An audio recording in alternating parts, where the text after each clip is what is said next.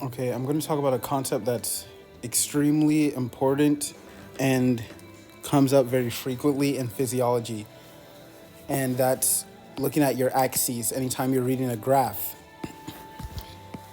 This is something that's very like simple, so I think it's sort of thing that people can sometimes feel like it's too simple to be worth saying. But I don't care. I'm going to talk about it anyway because it's what I call a mantra. Something I call a mantra. A mantra for me is a simple word or phrase that you say to yourself over and over and over. You bring up that same phrase every time you encounter a certain situation in your learning. The thing about looking at the axes is obviously we all know what axes are on a graph and we know that you're supposed to look at them, so it seems very obvious, but it's not about understanding that you're supposed to do it. It's about actually remembering to look at them immediately when you need to interpret a graph. So you don't waste time looking and getting lost and, getting lost in the graph. It helps you to approach the graph the same way every time. So this is my mantra for graphs. My mantra is look at the axes first. That's the mantra. Axes first. Not, after you look at something else first before anything else. That's what I try to tell myself. So yeah, it's very important to look at the axes. Why? Because a lot of times when you're looking at a graph, it can be kind of confusing and weird, and you can misread things and switch things up. And the best way to avoid doing that is to look at your axes in order. So your x versus your y axis represents cause versus effect. Cause and effect. We all learn it in grade school, but I'm still going to say it again because it's important.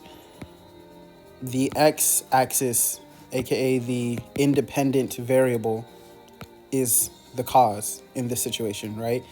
And the y-axis, the dependent variable, is the effect, right? Because it depends on x, right? It's something that is caused by x. So any graph, they always follow this same thing, this horizontal part on the bottom. That's where they're putting the cause, always. All right, and then they put the effect here on the vertical part. So I look at the x first, always, and I literally say, as, blank goes up, blank goes up or goes down, right? So if the graph is this, I'll be like, okay, the more, let's say like x is like days of school, right? It's like, and then y is going to be like happiness. And it's like, oh, I see that as the days of school goes up, happiness goes down, right? So it's very helpful to look at the axes and to make it a mantra. Obviously, we know what axes are at this point, but it's just like, because we know it, or at least I, and not just me, a lot of other people, because I see them and I work with them. So let me just be honest about it. A lot of people forget to look at them. And then they're like looking at the graph like, oh my gosh, like it's so confusing. Like, yeah, it's confusing. So that's why we just do it the same way every time, and that makes it not confusing anymore. X causes Y.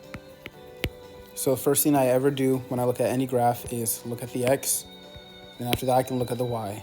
Even use this as an example, because I just made a video about this. It's showing a graph, right? It's a weird box graph. Doesn't matter. I'm still going to approach it the same way. What's my X? It's volume. What's my osmolarity? It's my Y. This is a horrible example because this is literally the only type of thing where the X is not causing the Y, because it's not actually a graph. It's a diagram. So, okay, whatever. Ignore that. Actual graphs, they're always going to be like this, okay?